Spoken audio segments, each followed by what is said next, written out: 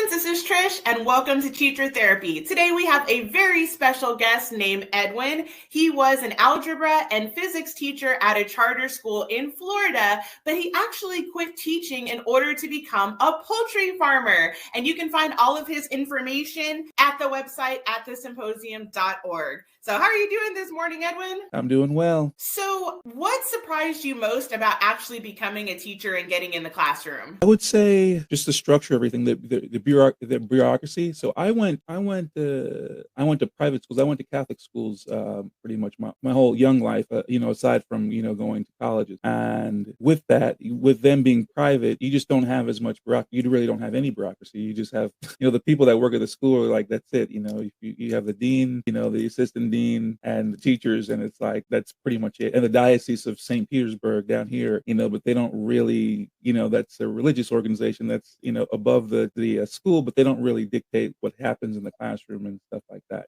So I think seeing all the bureaucracy and all the other 40, 50, 60, 70, 80 people, that you never see, that you never meet, that pull all the strings behind everything. So what would you say are some of the best things and the worst things about modern teaching? Because as you mentioned, your school experience was a little bit different being a student than it was once you became a teacher. Mm-hmm. I suppose, that bureaucratic sense was always there in the public school system. I would say probably maybe technology would give the best and the worst, because sometimes I think technology is good as an aid, but I think the worst of it is that when it's compulsory and you have to use it, or it's driven through all the curriculum, and that's when it can be, I think, annoying and kind of getting into the way of just like basic tutelage, where it's like pen and paper, book, and and that's it. I think, the school I went to was at least considered itself to be low tech, but we had like 15, 16 different apps that we worked through to do everything. But, to me, I wouldn't consider that low tech, and I think that's where things have gone. But as far as the educational wise, again, I think it can get in the way of streamlined teaching. Pen, book, paper, student, teacher. Definitely. So a lot of people have noticed that students seem to be a bit different these days. I know that kids seem totally different than when I was in school. Did you notice that? And if so, how? Yeah, I did. I think for me, I think the biggest thing was, I think, just a lack of appreciation for education in general. Even though I taught at a charter school, I think I only had probably like 2 or 3 students that wanted to go to college, which, yeah, like, let's say, again, when I was a student, it was like, if you didn't want to go to college, that would be like embarrassing. And I know that might have changed because the market's changed, but it was more about just personal ambitions, let's say, like you had to have a plan for yourself.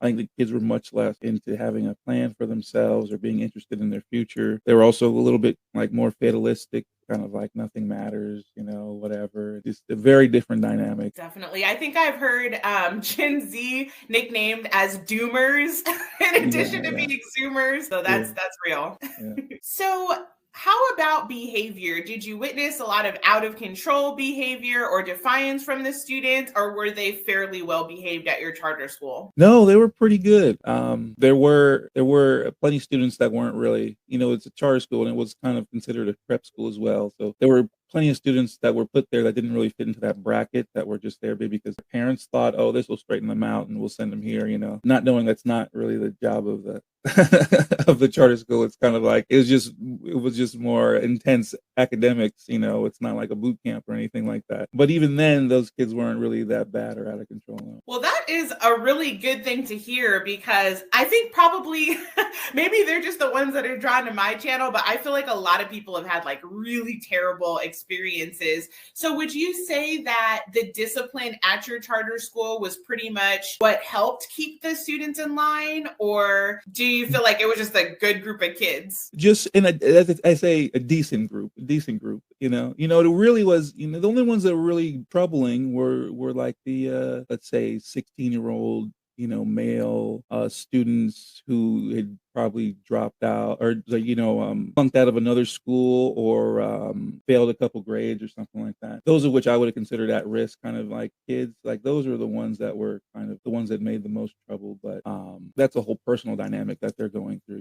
The discipline, actually, that was one thing I found surprising, is that the discipline didn't really help. No, it was just most of the kids were decent. One thing I did find disappointing is the lack of effective disciplinary measures to be taken.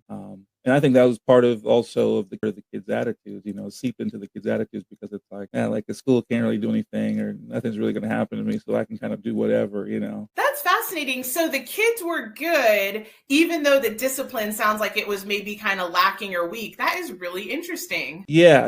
I think they had a decent amount of their own personal constitution, but yeah, they weren't. It wasn't like they were acting that way because the discipline was there. It just wasn't, especially for, I would say, something that was going to be like a charter school. It was just it just wasn't there. And I think there's two dynamics to it. I think there's two parts to it. First thing is, and this is where I saw biggest shift between my own education when I was growing up and going into a public school environment, as that, when I grew up, you could get kicked out and no one wanted to get kicked out. And that would be like shameful, if you ever did, because you also know that your family is spending a lot of money to put you in these schools, and it would tarnish your family name, let's say. And that would be something more like, I think, even more traditionally that people would care about. I don't know if they do anymore as much, but in the public school system, the kids know that they have a seat, and in a lot of ways, they're more secure than the teachers. The children, I think, understand. I think we overlook that and maybe think that they don't really get it, but I think they do very much. Like, they have a secure seat, and that they're more valuable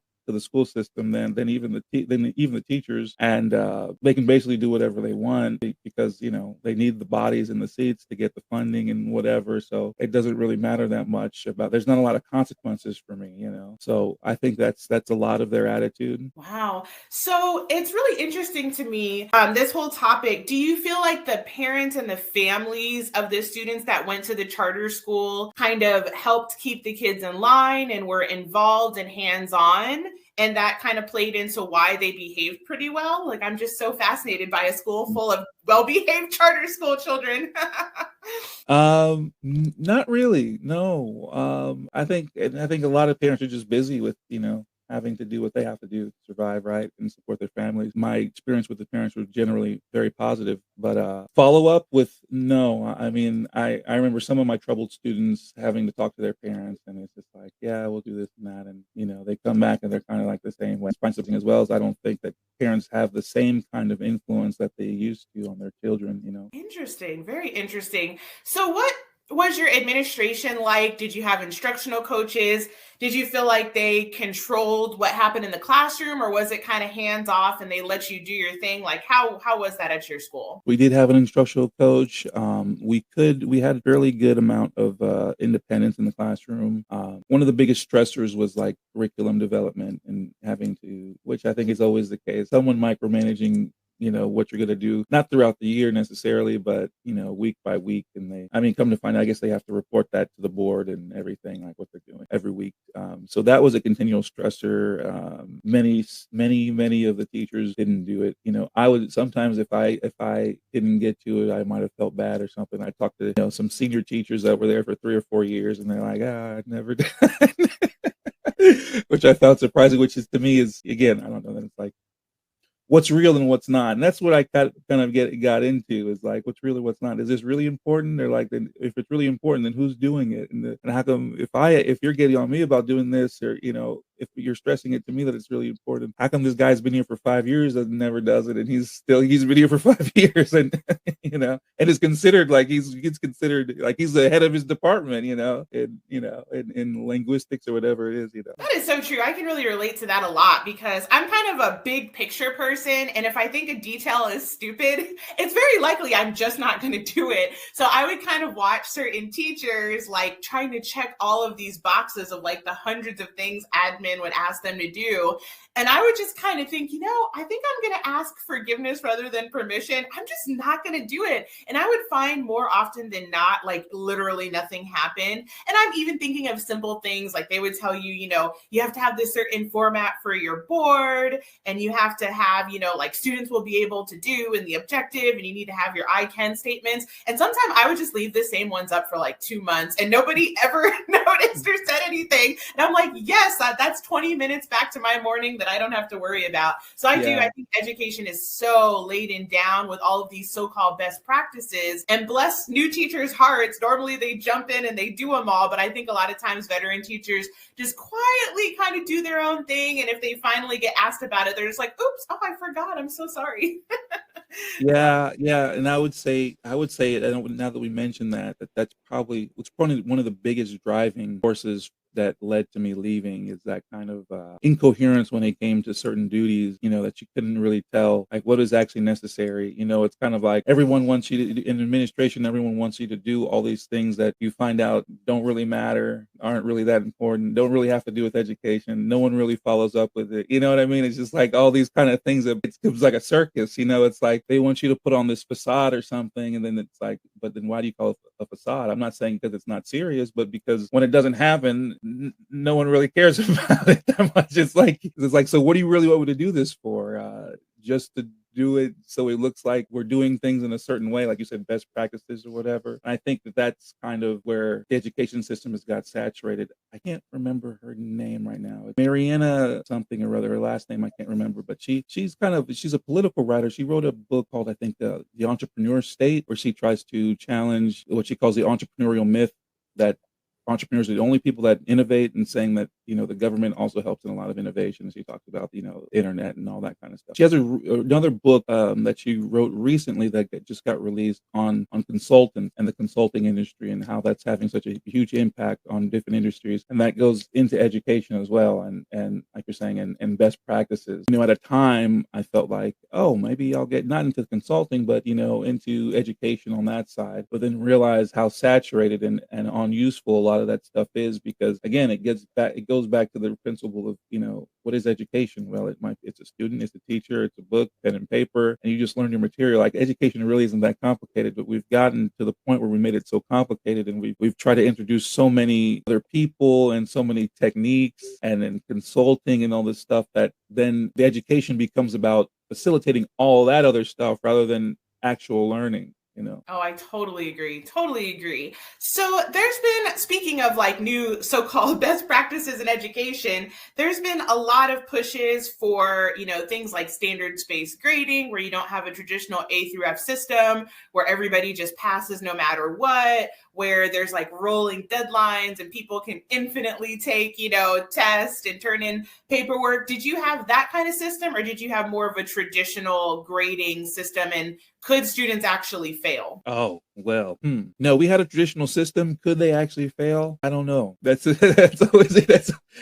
the air, because then I feel like I know that's probably true at a lot of public places, because of the matriculation deal. They want them to pass. I mean, there were people, not maybe in my grades too. Yeah, I've had people that were algebra 1 that, I don't know, they probably failed pre-algebra like 3 times or something.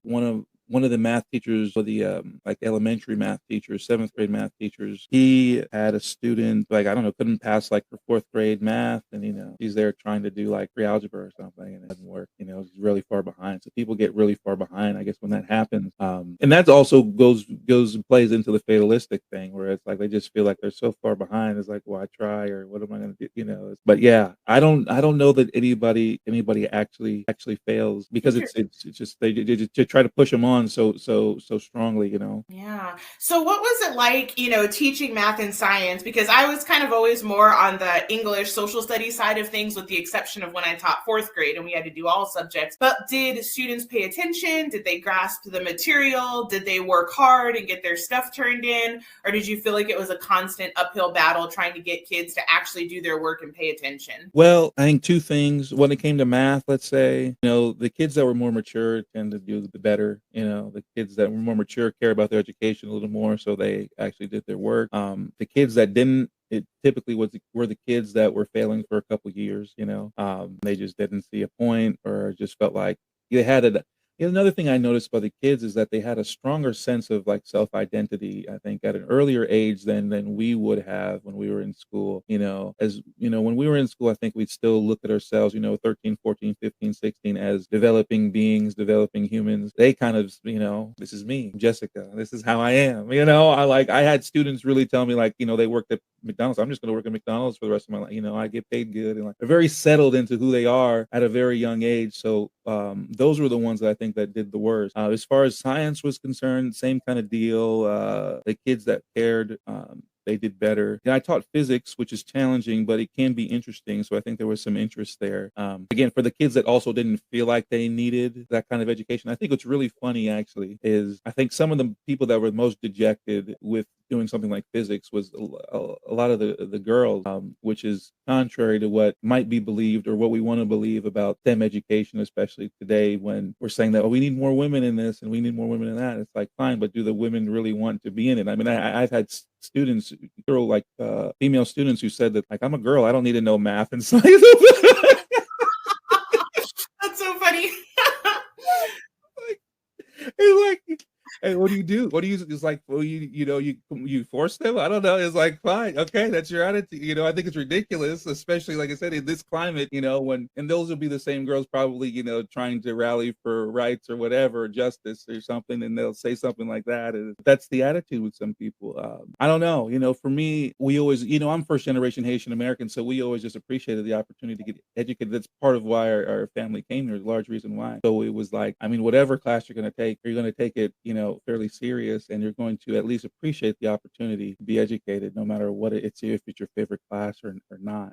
That was one of the disparities there, though, with it being a charter school, and then because it's also a public school, there's no like no vetting process necessarily. So like I said earlier, a lot of the kids were there because they thought that maybe this school will straighten their kids out, not knowing, again, that's not really the point. It's just a more stringent academic process there, and you're going to be taking classes like physics or Latin and things of that nature, which if your kid didn't do good in the regular public school, and just pushing them to more advanced coursework doesn't really help them. That was that was one of the issues I had also, because some of these kids, they would have just done better with public school, because it was like, we have more advanced, the only difference is we got more advanced classes and they wear uniforms. A lot of these kids, they would have done better at a regular private school where they felt like they fit in more, because again, some of these kids, they just don't fit into that kind of more sophisticated environment. They don't identify with it. They don't want to do Latin and in physics. They could have been fine in like an earth science class, and maybe doing Spanish, like is normally required down in Florida. We do that a lot. Yeah, but to have them trying to do all these advanced classes when they're not really that academically driven, it just doesn't help. I hear ya.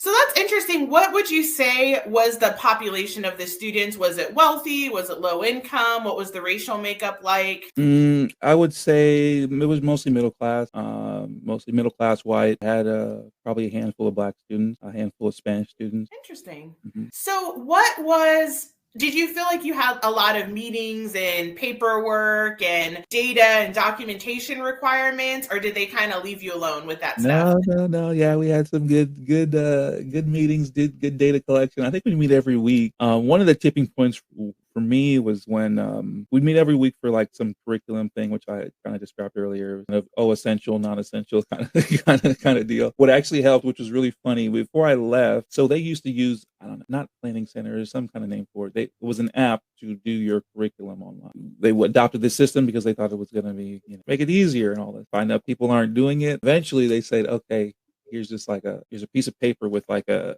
table, printed on it, and you can just write it down, and it's like a 90% improvement. People start. It's like as if it's actually easier just to write it down like that than to have to get on a digital interface, a computer interface, and drag and drop, fill in all these bubbles, and do this the way this certain app wants you to do it. So that was a lot easier. So they actually did start to see a better return rate when they actually when they implemented that system, when you just again made it more simple and basic. But one of the tipping points for me was when we started to do these like math meetings. We wanted to draw statistics based on what the kids were getting wrong in their math classes, and they weren't just doing this. And that might sound fine if we're just doing. So we all get together as a department, all the math teachers, and we go through these meetings, which all sounds well and good, but it was the fact that it wasn't just us that was involved with this. They would record these meetings that we would have, and then they'd send them to like some outside consultant. It's just very, very strange. At least I thought this outside consultant, and I don't know what would happen. They would again somewhere somehow they would draw statistics about this. I don't know if we were involved in the end process. I've never saw any data when it came to that, but that's what they wanted to do, which I always thought was kind of undermining your teachers, because it was like, we know what they get wrong. We see them get it wrong every day. What do you mean? It's not that hard to figure out what they're getting, and it's also students tend to struggle with the same concepts, grade by grade.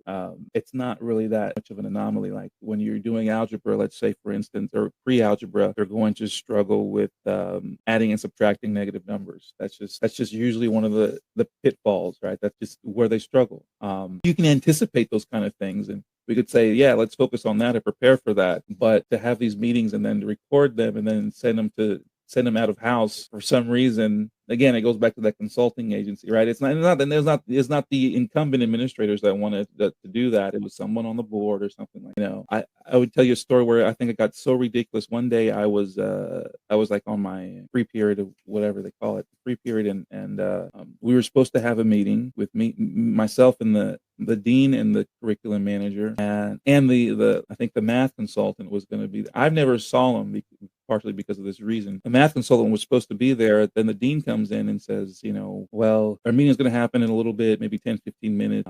It's just going to be myself and the other lady. The math consultant, couldn't find an Uber over here, so we're still just waiting for him. And I'm like, he couldn't find it.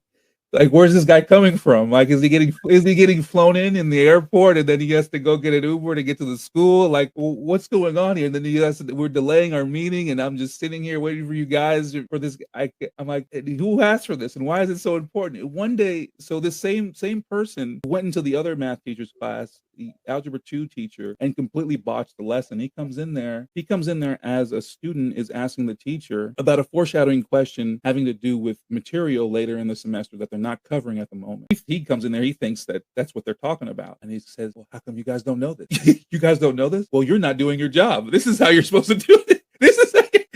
And mind you, he's in there, the principal and the founder of the school, who is who was there also, and the assistant principal, all are there while this is going on. He's like, yeah, you don't know what you're doing, and you're supposed to do like this. And he takes over the classroom and he tries to teach him, and he doesn't even know the math, right? So he's asking the teacher that he's insulting, how to do it. He started, and the whole time they weren't even working on this, and they didn't have any reason to know it because this is not what they were covering, but they didn't know that. But again, how helpful was that, Absolutely. That's a crazy story, but it's so perfect for like what teachers deal with. People wouldn't believe the way educators are undermined and insulted. And I mean, I don't want to be mean to all the consultants of the world, but so often I'm like, who are these people? Like, were they like failed actors and actresses? Like, where did they come from?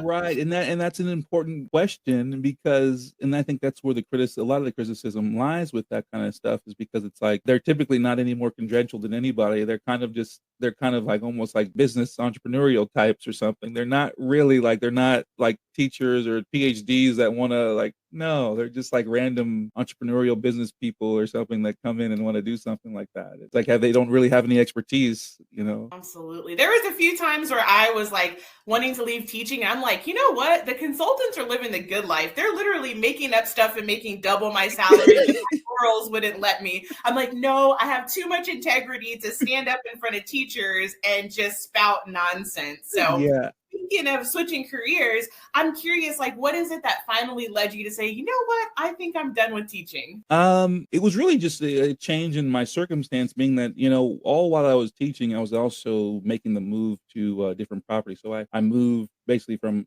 single family home on an acre. Then I moved to like a 10-acre property, like a farm, So I moved to a farm, and then over time just started realizing, teaching is a very demanding, as time wise, it's very demanding, it's 12, 14-hour days, when you put it all together. I just didn't really have time I had time to take care of the farm, but I didn't have time to develop the farm. And just, along the way, just figured out it would be more beneficial to grow the farm than it would be to stay at school, because I think too there's a really heavy glass ceiling in the education system, especially high school and all that kind of stuff. There's just nothing I'd done in 2 semesters really. I've done as much as, or 2 quarters, I've done as much as I could do. I was teaching algebra, physics. I started an aviation and electronics club, after school club, and I was part of the jazz band club because I'm also a musician. So I was into that, and it was just I don't know. I always try to do the most I can, and I like teaching. I like teaching. I like starting the clubs, and the kids appreciated it too, to an extent. But I think that they definitely didn't have the serious that I had. When I was young, even I had a certain seriousness about that kind of stuff. And again, I just took the opportunities to engage with things differently. I just felt like, especially just the structure of it, like I said, there's a glass ceiling. There's not that much else for me to do there. There wasn't that much support for the things that I was doing. Maybe I just started to feel kind of out of place. I started to feel maybe more, even my entrepreneurial side didn't really match up with that. A lot of the teachers, when I'm trying to figure out maybe my place in something, I usually talk to, other people that are involved in that and see, okay, what are they like, or what do they do? And, I talk to other teachers about, like, what do you do on break, or what do you do on this? And it's like, play video games, or I did, such and such, or I did nothing, or whatever, and it just felt like, okay, I don't really match up with, what's going on with others in the environment, if I'm wanting to do other things. So that's kind of really what it came to. I hear you. So it sounds kind of like it's not that teaching was this horrible, traumatic experience. It was more like it just wasn't a complete alignment with your personality and your path and your goals. Is that kind of more or less right? Well, yeah, it wasn't. It just wasn't. Again, I didn't think. I don't think it would lead to anything. It wasn't really that productive. I think for the students and for me in my personal life, like I said, and it doesn't even go any closer. Like I said, if I want to go and teach college, teaching high school doesn't really help you for that necessarily. If I want to teach college at this point, I'd have to get a PhD. That's just the way it goes. That's kind of the other thing that bothers me as well, is because it's like there's a discontinuity between the lower education system and then higher education, because what you do in the lower education doesn't have anything to do with what you do in the higher education, and nothing that you do in the lower education really translates. So that, I could have been a high school teacher for 10 years. It doesn't really, in most colleges, it doesn't mean anything. It's not really going to help. And also, the environment in teaching high school doesn't really help you to get a PhD or something, because you don't have time. When are you going to have time to study? And they don't do any, like, funding programs or whatever. That's the thing. It just seemed like being a being a high school teacher isn't really conducive to even furthering your own education as a teacher, or your own development, which is it's odd to me. And again, there's no place for growing academically and developing academically while you're being a teacher in that environment. Definitely. I think theoretically they say that the professional development meetings with all the ridiculous consultants is supposed to be our teacher development, but it's like anti-development. I'm like, I feel dumber after listening to this consultant. Right. Yeah. Yeah. Yeah. And I think that was an issue too with. I'm not really surprised. I was probably the third teacher that left at the time I did, and talking to other teachers, they said that was pretty good. They like, oh, we lost 7, this time last. Wow. And it's that kind of attitude, like just things that you hear, like the sayings. I remember, like, one of the curriculum development ladies, one of her mantras, and I'm sure this happens a lot of places. It's like, let's just make it to September. Let's just make it to December. And I'm like, why is this so terrible? Like, what is like, what is it? Why is this something you're trying to get out of? Or it's like it's so bad. You know what I mean? You have that kind of attitude. I just don't have that. I guess I'm a fairly positive person. I try to embrace every opportunity every day. I just don't have that kind of mentality of like, oh yeah, let's just make it so we can get out of it, so we can make it to summer break, and well, you're just going to do it all over again anyway. Like, if there's something here that is inefficient, or downtrodden, something that makes you like, why can't we change it? That's a lot of why I left, is because it's like we have a bunch of adults. I think adults are ones that solve problems or do things rationally, but the adults are doing all the most irrational stuff and solving no problem. And it's not really their fault, because I think the other thing I noticed is that the administrators, which are above you, you would think actually have some kind of influence, but they don't. It's mostly the people in the school board who tell them what to do. They're just doing their job by doing what they're told to do, which is sad also, because again, it's like the people that run the school don't really run the school. So it's just kind of this thing of just ineffectiveness all over the place. And you're the teacher, I found also, it can just be a dumping ground for all these things. Between the student, the parents, and the administration, the teacher's all that just a dumping ground. Where you just put all your blame, or you put all the extra work, or the extra things that don't really, the things that maybe even should have been done. Like, since we didn't even have a curriculum for math or science or physics before the year started, which I know understand sometimes that's what teachers have to deal with, but it's a lot to deal with, when you're in a school that doesn't have a curriculum, or they're always changing their curriculum. I mean, I remember when I started, I talked to the head of math and science, or the head of math, and he says, and I was looking for, an Algebra 1 book, and it was during one of these professional, development stages, and I went to the librarian and saw if I could find a Algebra 1 book. The state book that we're going to use wasn't in yet, so I wanted to find the one from last year, and I went and found one. I said, "Oh, hey, well, I found one from last year." He's like, "Don't even look at that." I'm like, "What?" Like, he made it seem like it was poison or something, and I'm like, "But it's just math. Like, all math is the same. It didn't change." He's like, "Yeah, don't even." He's like, "Seriously, don't even." He's like, "Put that." I think he took it. He took it away or something. But it's like stuff like that where I just like, why? Like, why is you acting like this is caustic, and like I can't? And it was actually a simpler book. It was really, what's really funny about it is the students that struggled with me would have done better using the book that I found from last year than to use the state book that they got published, and they used that the year that I was there, because that book was really complicated, and it was for the kids that could get A's and B's, they could have done the work, but for the kids that were F, D, C, it was too difficult, and that was part of why. So that's the thing too, is I felt, see, I don't really, I suppose, you might hear that I'm being more charitable to the children, because I feel like it's not really their fault. They're given a bad hand in this situation. It's not really their fault that they're failing. It's not really their fault that they're not behaving that well. It's because, the system is designed for them to fail in a certain way, or it's designed in a certain way for them to not really, achieve to the best of their potential. Like I said, especially in the case of mathematics, where they have really complicated curriculum or textbooks that's just hard for them to read, to understand, to conceptualize. So I think we could do a lot better job at, making things simpler. But again, it goes back to that. If we make it simpler, then then you're not going to buy a textbook every year. That means that some company, out there is not going to get supported like they want to, and they have to fulfill their state contract, because they're supposed to publish a book how many years, however many odd years with them. And it's all this stuff that gets into industry and money and politics, again, that has nothing to do with education, and it makes it harder for the students in the end. Definitely. So did you end up leaving in like the middle of the school year, or did you finish out the school year? How did that work? So no, yeah, I left in the middle. I left, I guess, during Christmas break. Yeah, it was kind of, because that was kind of the discussion. It became not if but when, because like I told you about the farm, it was just like I have things to develop, and the sooner I develop it. Also, farming, is seasonal. Like, the things change during different seasons. You have to do things during different seasons. So found that just waiting till the summer to get started with certain things wasn't really going to be beneficial, and I could just get on and start to do what I needed to do. Like I said, I wasn't the only teacher that left. Most of them left basically for the same reasons. I had one of our teachers was a Latin teacher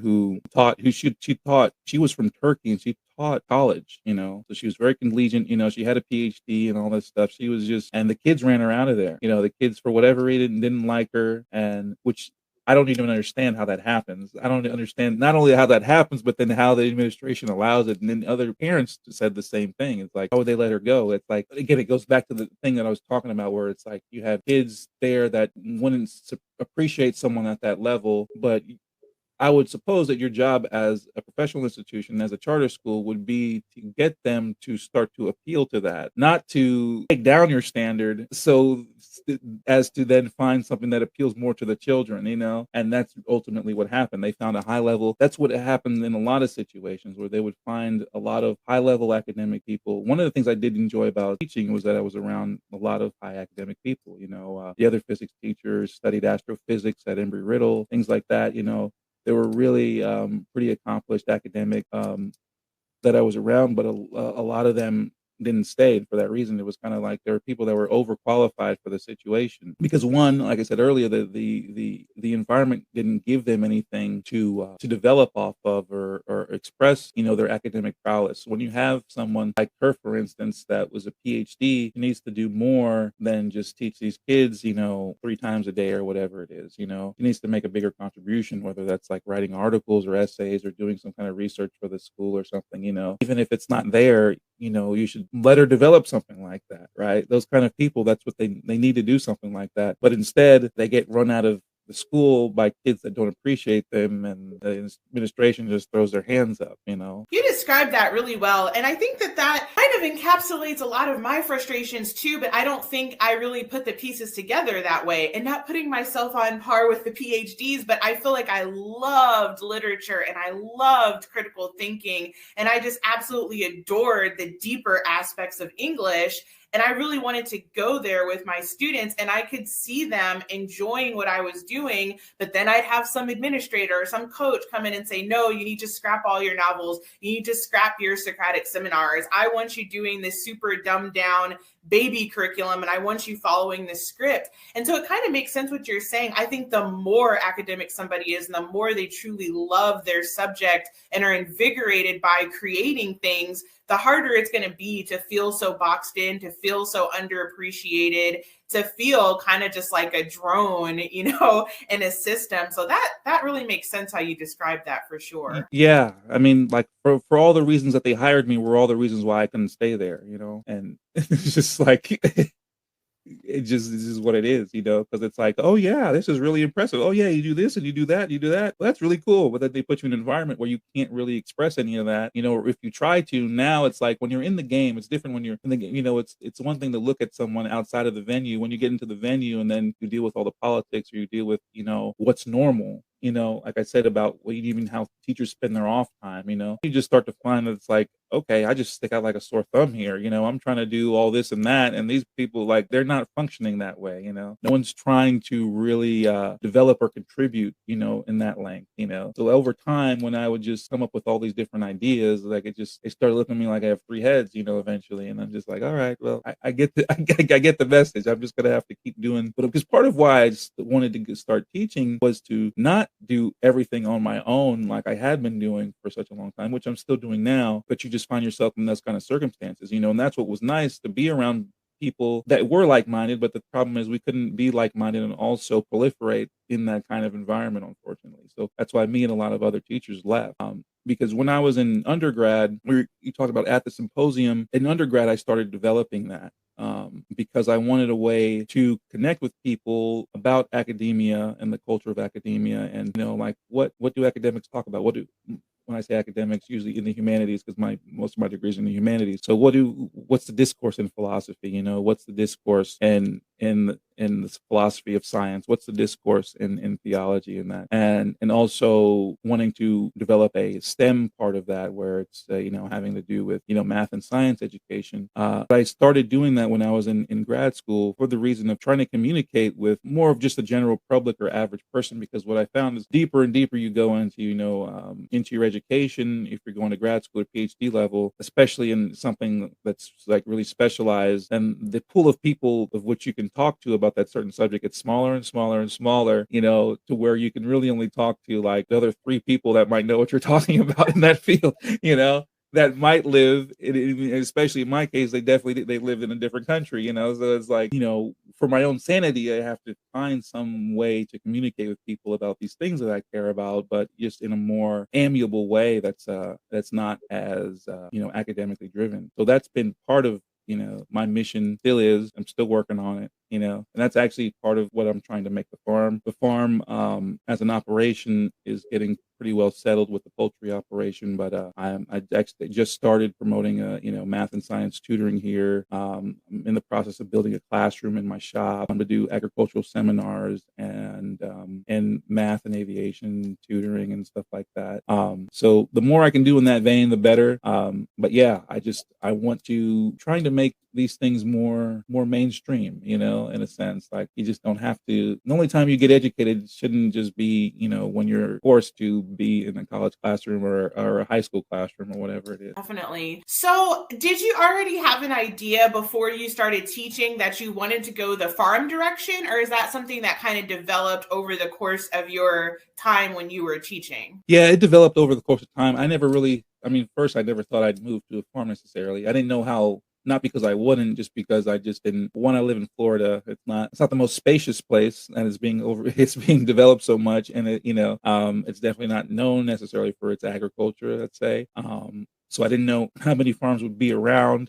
Ended up just lucking out, with one that just got put on the market, and the family had owned it for, I don't know, 25 years or something, and ended up moving. So it became a reality in that sense. But I had been studying like regenerative agriculture for some years before I got into it, but just out of interest. I thought, well, let's just go to the farmers and see what the farmers say or see what the farmers are doing. And then I wound up kind of really getting an interest in livestock farming. And Wow. then it just became, like I said, it became a little bit more plausible and realistic and really productive. I could see more of a future in farming than I could see at the school, which in one sense I think is sad. In one sense I think it's good, because farming is a good thing, but I don't know, it's sad to think that, 21st century in America, the teacher doesn't see a future in their institution, and I think that's a lot of that is going on. It's the same reason why I've done other interviews with other educational institutions, and they're like, "Oh, why aren't you getting your PhD?" And I'm like, "The education system is broken. I don't want to be involved." like I went through too much of that when I was an undergrad. I was an undergrad in Amherst, Massachusetts, 2012, 2014, when a lot of it's kind of the breeding ground for all the politics that we see today was happening in those kind of environments, at those liberal arts institutions. And I saw the rise of it, and then 7 years later, it like really hit hard in the wide in the culture, and it's just like I'm tired of it. It's just really tired of it. I was tired of it then. Then I didn't understand it as much. It was kind of like, because it's all this stuff is new, and you hear all these new words and these new ideas. But then over time, we kind of piece these things together. You're reading all this new literature, you're reading Marx and Foucault a lot, and Marcuse, and all these, post-structuralist, postmodern philosophers, and you're trying to figure out, where are these ideas coming from? What are these people doing? And why is everybody so anti-societal, and everybody's so anti-American, and everything's racist, and everything's sexist, and what's going on here? And, now all of a sudden we're living in segregated housing, not because we want to, but it's like we can't get along with anybody because everyone's telling us we're oppressed and we're not oppressed, and we feel like so now we're living with men of color here, and the white people living here, and like, what's going on? Like, we're going backwards in time here all of a sudden. So yeah, I just like, why would I participate? The other thing I tell people all the time is, like I said, my parents came me from Haiti. I'm on my second degree, I guess, going on to my third. If I go get a PhD, I would have worked so many odd years to then go into a college classroom and then have to argue with a student about whether they're male or female. And it's like, that's ridiculous. It's just, and you might say, well, I don't think that's really much of an exaggeration. I think that kind of stuff happens all the time. And it's like, it's the climate that we're in, that it's just, and I think also too, education is changing in and of itself. And especially when it comes to like high school, I don't know. I don't see that it'll keep up. And that's the other thing that frustrated me, as I don't think it's keeping up with modern society and the changes. I don't really think that the kids should be there, 8 hours a day for 5 days a week. I think there should be different opportunities for kids who, let's say, one of my students wanted to be like an esthetician or wanted to be a cosmologist, and knows that early on, and who is not really an academic driven person. I think there should be opportunities for people like that to go into their field a little bit earlier, right? Start to do something vocational a little bit earlier. I had a student, one of the ones that I told you would consider at risk, that was 16 years old, 16-year-old male who failed, 3 times and all this. When we did electronics, I would make a point to, in my physics classes, I would make a point. We have, block periods like every couple times a week. I would make part of it like a practicum where we do something practical where we actually like work with electronics and stuff like that. So come to find out that he really wasn't good at, when I tried to get him to write an essay, he didn't even put his name on it. Like instead of writing it was supposed to be a page, he wrote one paragraph and then he even put his name on it. But when I got him to try to design a circuit, he could design the circuit and he was really into it, and he excelled at that. He was better than most of the kids in the class. So why isn't there an opportunity for a kid like that to do something that, he would sit there and be like, Mr. Joseph, I could be rebuilding my, YZR, 250, dirt bike engine right now. And I was like, man, you know what, you could be. And I would really love if you could do that right now. Like you're right, because that would be more productive and you could be a mechanic and you'd be better off you doing that right now than sitting here with me, not paying attention, causing trouble with these other guys in the classroom, for something that you don't care about. Absolutely. I totally agree with everything. Yeah. And you're totally right, I think, about the direction education is going. It's like it's baked within the fabric of the education system. And it's really interesting because I think a lot of people that I've known have tried to even go to like a religious private institution and are finding a lot of these philosophies and mentalities and ways of organizing the school is bleeding over there too. And so I think homeschooling is going to become really popular. Any kind of community education programs that people can develop that won't be shut down is going to start getting more and more popular because people are tired of it. Yes, and that's exactly what I'm trying to do here is cater to the homeschooling market, for parents that struggle or don't want to teach their kids math and science, don't have confidence in that, to do that. And to get involved, I think, a little bit into what's called like the on-schooling movement, where they have schooling without curriculum that's not really formalized, so there's so many different micro schools is another one I'm finding about, so there's a lot of stuff that's going on that are answers to all the problems that we're talking about in the more independent entrepreneurial space of education that I think will be the future of education. Awesome. Well, this has been super interesting. I'm kind of curious. You seem like a brave person because it sounds like you just totally jumped into education and then you totally jumped into farming. So you seem really brave and bold. But I think a lot of teachers might feel afraid to like leave the pond of education, especially if they've got, a bachelor's degree and a master's degree in it. So what would you encourage people that are feeling the way you were feeling, but they're like, I'm scared to like leave the pond? How would you encourage those kind of people? Oh, well, I mean, like I said, you got to look towards the future. The current education system isn't going to do you any favors. This is very much how I felt. You're just kind of another body in it. Really, when I broke it down, I started to figure out that the only one that was benefiting from the situation is the school. If by having like they call a warm body, that's the only one, because the kids aren't necessarily benefiting because a lot of them don't really care. You might not be really benefiting because you're taking a lot of time away from your family, from other things you could be developing, and you're probably not getting paid very well. So you're not really benefiting very much. The only ones that are benefiting is the school, and do you want to live a life where you're never doing justice onto yourself or your situation? I wouldn't think so. So you got to, develop and find a way to get at what you need to get at and go do it. That's very inspirational. Cool. Well, I guess I'll ask you one more question, and that is, what do you wish the public knew about a teacher's job, whether it's other administrators or parents or students? Like, what do you just wish people understood about what it's like being a teacher? I think it would be what I reiterated earlier, which is that teachers are often the dumping ground, between the students, administration, and the parent, and also that I think in a lot of ways, and I've heard a lot of teachers make statements online about this or talk at board meetings about this. I think in certain ways, I think teachers are compassionate people who are really giving, and the system takes advantage of that, and they shouldn't, but that's what happened. Again, teachers are the kind of people that want to help other people, and because of that, I think the whole system is set up to where they're trying to take advantage of that.